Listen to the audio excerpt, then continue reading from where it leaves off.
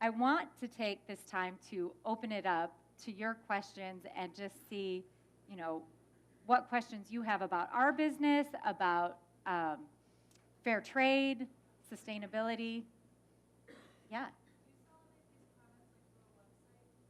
We have a website, globalgirlfriend.com, and we also have a direct-to-consumer catalog that, again, started really grassroots. The website started because I got a piece of jewelry in InStyle magazine. My college roommate went on to work for the Chicago Tribune, and then she moved to New York and got a job at InStyle, and I had sent her a bracelet really early on as a gift, and one of the editors saw it and ended up saying, oh, we want to put that into the magazine. And so they called me and said, we're going to put your bracelet in the magazine. What's your website? We don't have a website. So we quickly made that. But yeah, that would be our direct-to-consumer. So we kind of have two channels. We have a retail channel, which is our website and our catalog, and then we also sell to stores, like I mentioned, Whole Foods, Target.com, boutiques, so that's our wholesale channel.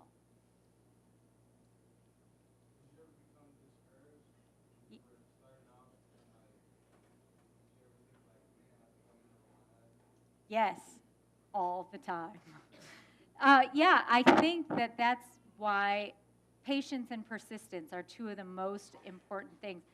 I think it's very discouraging in that you have this great idea, you bring in this great product, it does great work for people's lives, and yet, how are you going to sell it, right? How are you going to get people to find out about you? I've also been very discouraged at times with the product. You spend all this time and energy bringing it in, and then it's completely wrong. For instance, one time we ordered these beautiful necklaces. I usually actually wear this necklace. In Swazi, we got them from Swaziland, beautiful pottery necklace that said, we have hope. I thought, oh, this is so great. People are going to love this. People love inspiration, this beautiful necklace. And I got them in, and they all said, we have hop. Okay.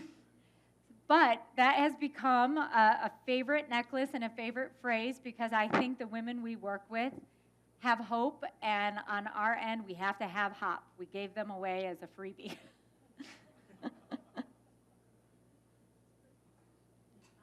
I'd like to know, how did you find out, like, which countries to actually visit to even find these women in these, like, rural communities and buy their goods? Kind of randomly. So like I said, I started with one group that Brenda had met during her travels, and then two other groups that were introduced to me actually by the Enterprising Kitchen. They were sourcing some of the bags to put their soaps in from a group called Tara Project in India and another group in Nepal. So that's how I met kind of the first three groups that we worked with.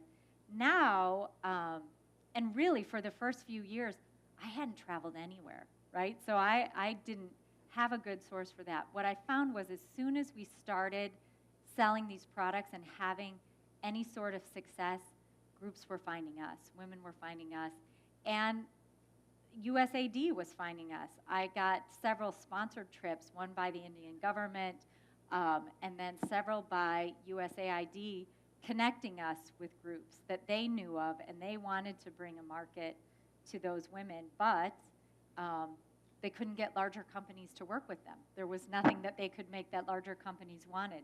So that was a great opportunity for us.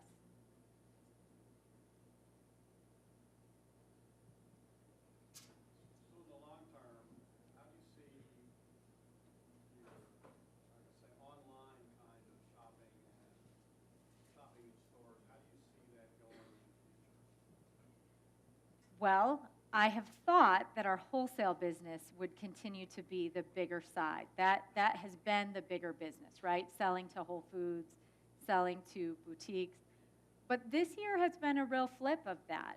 The economy being worse, larger companies are buying less from us, and consumers are buying more. So we have seen our retail online go up while our wholesale has gone down some. I don't know where that's going to go. I sort of think that retail is really a huge opportunity direct to consumer because more and more people do everything online, right?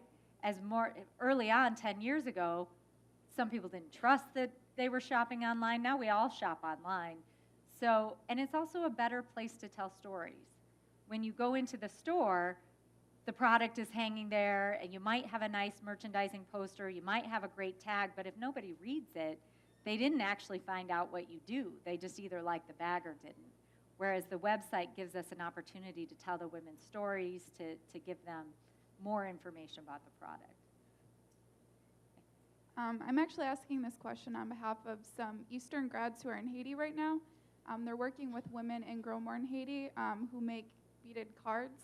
And I guess once she found out about your company, she was wondering kind of how they would get involved. So how would a company approach you? What's the best way to do that? They would email me, and typically what we do is when we learn of a group, our first step is to do an artisan profile, find out a little bit about them. We have a very open-ended one.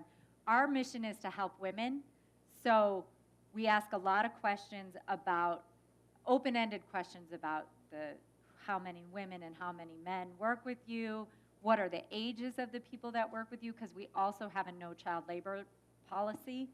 So we start by gathering information about the group, and especially if they're working with students or working with Peace Corps volunteers, they can really fill in a lot of other details and answer a lot of other questions for us. But then we take a look at what they make and what their skill set is. So what are your resources and what are your skill set? I might not actually buy what they make. I don't know if beaded cards mail very well. I don't know how thick the beads are, right?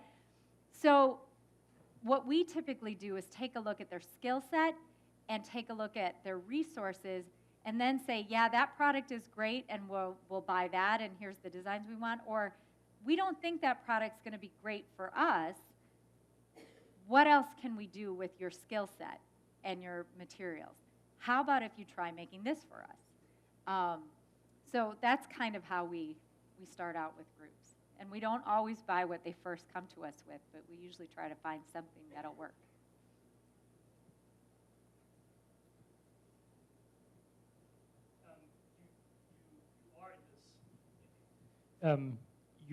You run a business on one hand, and you have a social purpose on the other hand, helping women rising from poverty. At what point do cost considerations play into this? So you may have a group of women in, I don't know, in India and a group of women somewhere in Africa, and they may provide you with similar goods. Mm-hmm. Since it is a business, at what point do you have to make a decision about which one you go with because there may be a cost advantage? And that happens a lot, especially when you talk India and Africa. And I'll give you an example. We have an apparel group in southern India. Their prices are much, much better than our apparel group in Gulu, Uganda, for many, many reasons. First of all, the cotton is much more accessible in India. The mills are much more, all of southern India has a lot of mills, has a lot of dyeing, and the population center is huge. They also have a lot of women who have been trained or worked in some sort of factory and now are working for this cooperative. So the knowledge base that some of the women come with is better. And then the ports. Ports are huge. I never really thought all that much about where we got stuff from until you start trying to ship something out. It's very easy to ship something on a boat out of India. It is very difficult and costly to ship something out of Africa. You don't ship it on a boat unless you're on a coastal city. So usually you have to fly it, which is, usually if I send something by ocean, it might cost $600 in cargo shipment, and it would come in 45 days. If I send it by airplane, I will get that in 5 to 7 days, but it will cost me $6,000. So should you spend $6,000 in shipping? And if you do, how much do you need to ship, or how much do you need to make it cost? Well, we have an apparel group in Kampala who has to air freight all of their clothes in. They use organic cotton that is actually grown and milled in Uganda, and their prices are about 4 times as high as the Indian apparel. We have made that work out by splitting them to a different channel. We only sell their goods through our retail business.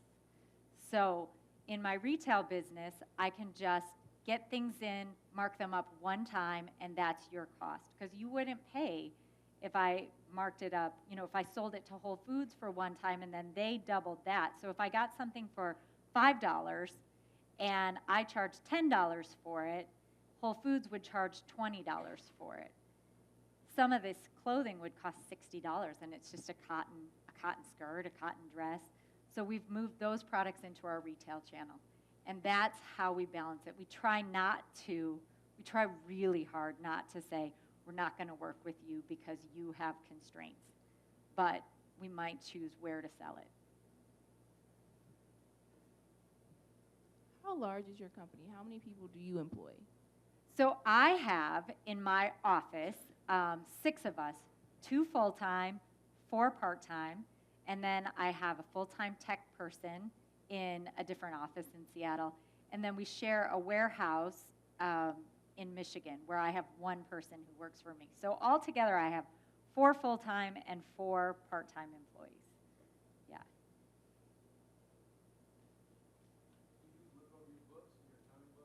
Yeah, like a mad fiend. That is. What's your worst, your least favorite, statement? My least favorite? Yeah, least favorite to look at.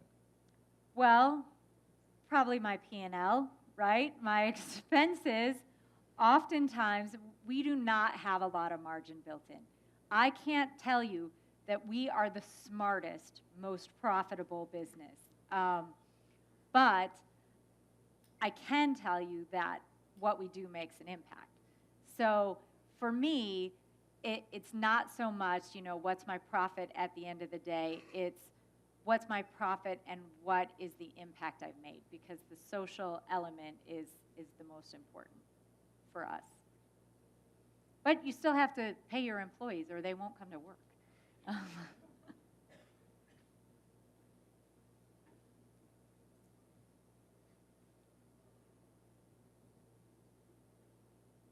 You said that you don't employ children, no child labor. What is the threshold for that? And another question, if I may, do you mostly work with countries where we have trade agreements? Or what happens if we do not have a good trade agreement with that country? We work with them anyway. It is great to work with. A lot of the countries that we work with actually fall under GSP, which is a trade agreement meant to help developing countries. Now, what's interesting is, like Nepal, for example, is a GSP country. So a lot of their handcrafts are duty-free. They come in duty-free, except if you do something made out of plastic, and the U.S. government says that it doesn't matter if it's recycled.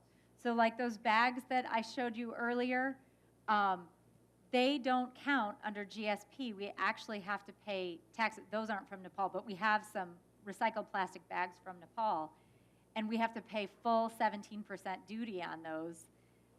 Same with apparel, right? Any apparel, it doesn't matter if it's a GSP country, we still have to pay duty on it. So, but that doesn't preclude, we just figure out how to put that duty into our pricing, right? Our cost is based on our landed cost, and then we figure out our prices from there.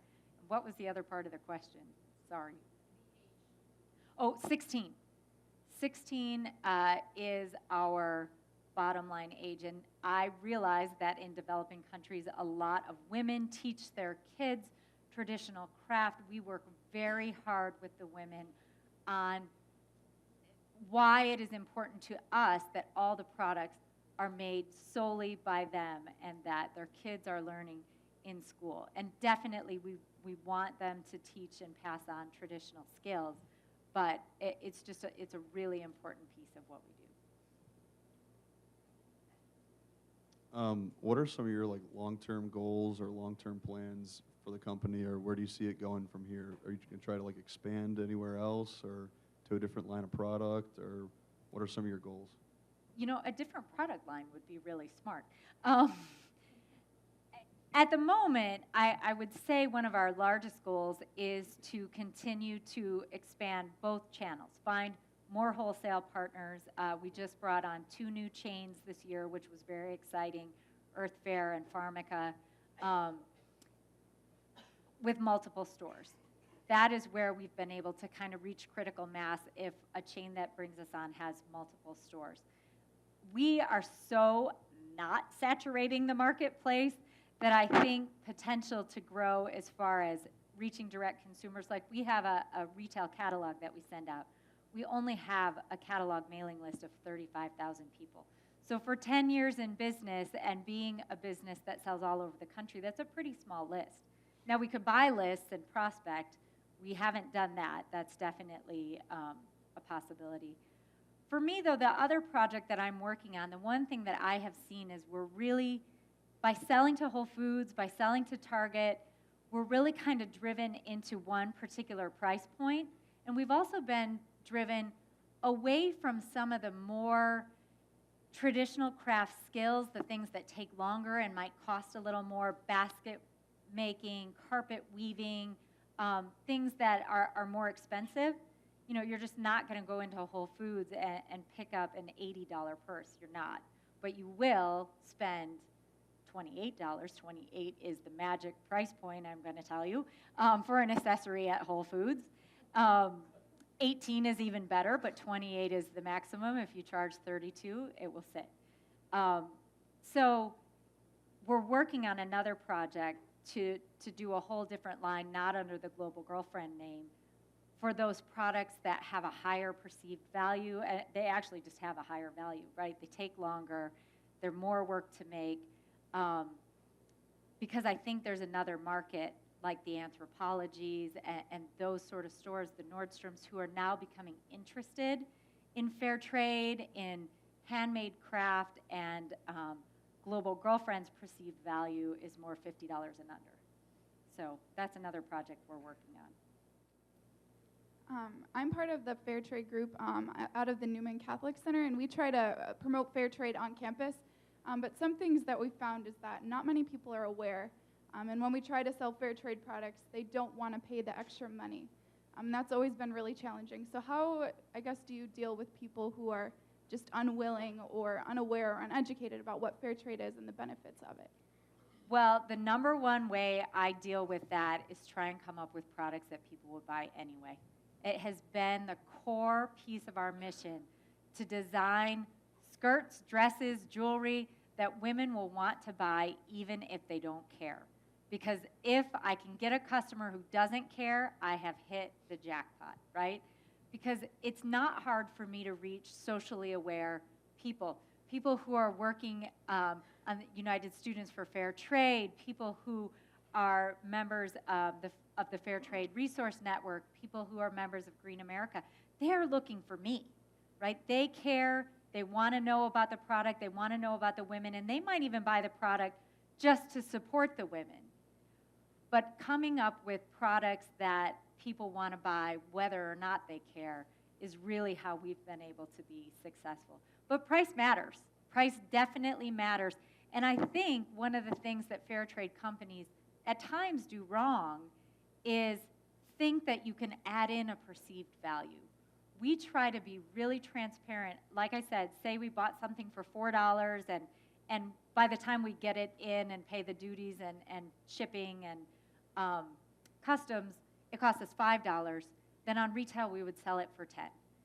And the World Fair Trade Organization says you could sell that actually for 5 times your landed cost. That would be fair trade. And I do believe that probably is fair. But when people ask us, okay, how much did the women make, which is absolutely a question that they ask all the time, I want to be able to say, I bought it for $4, it cost me $1 in imports, and I sell it for $10. So I had $5 built into it.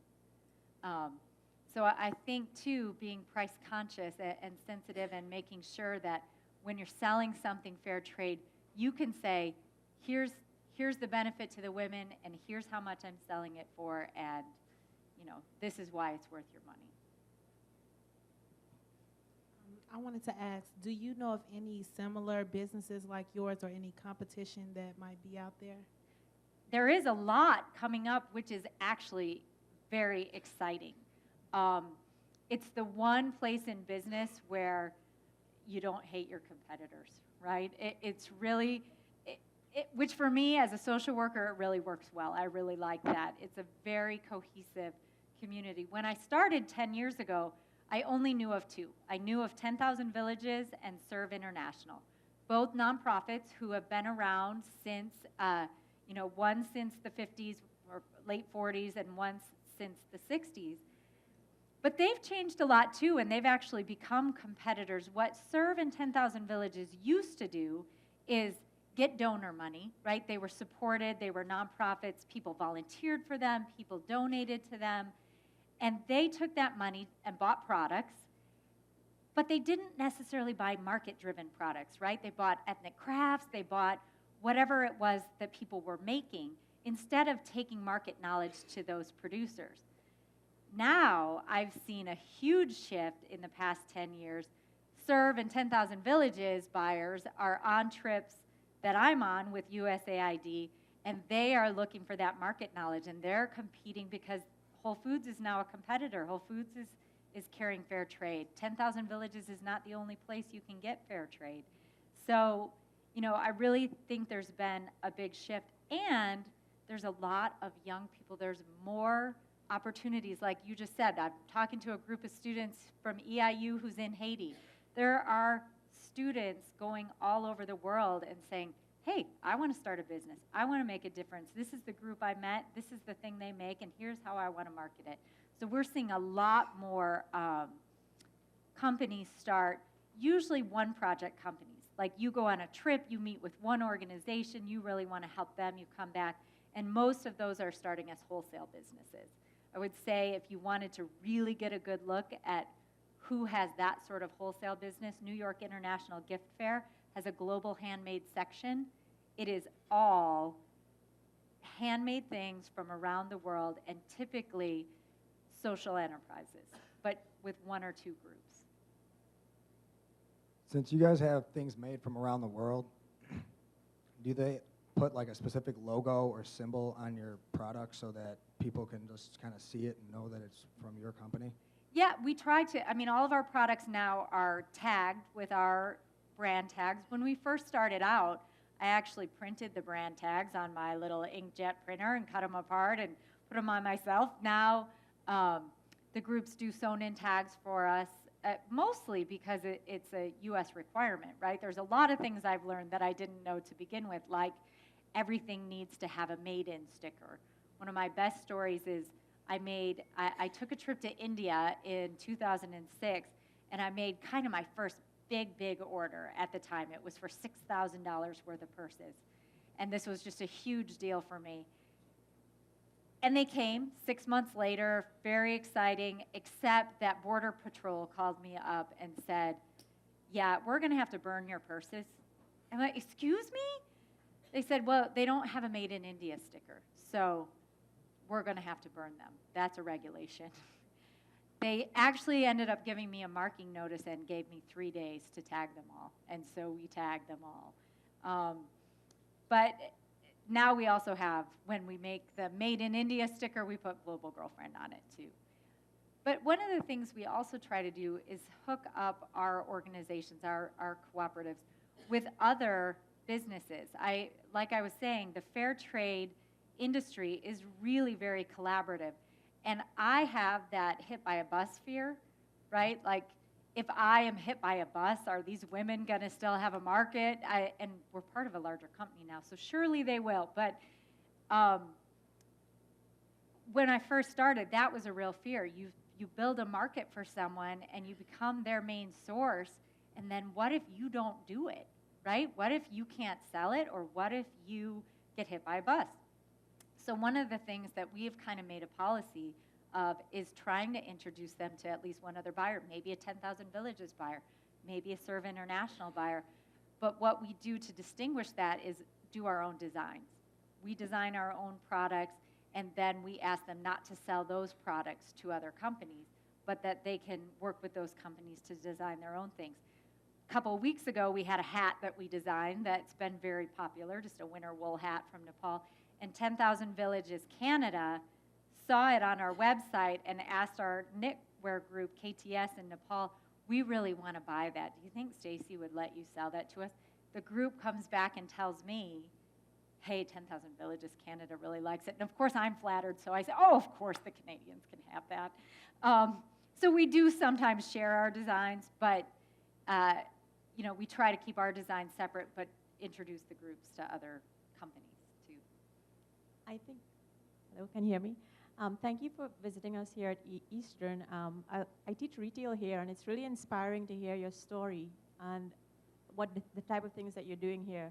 The social aspect of marketing is very important and something that we need to bring back to the business field. Linked to the student's question on the brand, do you also include like a story? Because part of the brand is also storied. When someone purchases a gift, for example, for someone else, is there a story that goes with it? Yes and no. Okay. So this is one of my biggest issues. So a few years ago, we merged with a larger company, the Greater Good Network. They run the breast cancer site, the rainforest site, the hunger site, the animal rescue site. You can go on and click and give free cups of food to shelter dogs if you want every day, and then you can also buy products. They sell a lot of products that are not fair trade, and then they also sell fair trade products and sell our brand on their sites. When we did that merger, it was really good for the women. We were exposed to much better website traffic than my little basement website had, and we were out of the basement by then. But still, they brought a lot of resources. They had warehousing. We were able to expand our wholesale because we had people who could pack the boxes. But one thing we really lost in that, in my opinion, is some of the good storytelling. When you go to our site, it's not like our old site. It doesn't do as good of a job, and we keep kind of trying to work on that. They have a very specific technology platform that causes us challenges. But also on the products, we used to have on every single product the group that made it, and we are trying to get that back. One of the issues with that is having this warehouse who, at times when we had the specific tags, sent the wrong things, right? So sends to Nepal the Guatemalan tags, and then the products all come in with made in Guatemala, and you have to change them. So we've had challenges with that. A couple of our groups, Freeset being one, there's a group we work with, Craft Beauty in Vietnam. They can have tags printed in country. We pay for them, but they have them print. That is fantastic because then we can make sure they say the group's information on the back. But when it comes to the warehouse, they send out general text. So it's a big challenge for us, and I think it's an important, the storytelling is an important piece, and it's something that we have been really good at and honestly are not really good at the moment.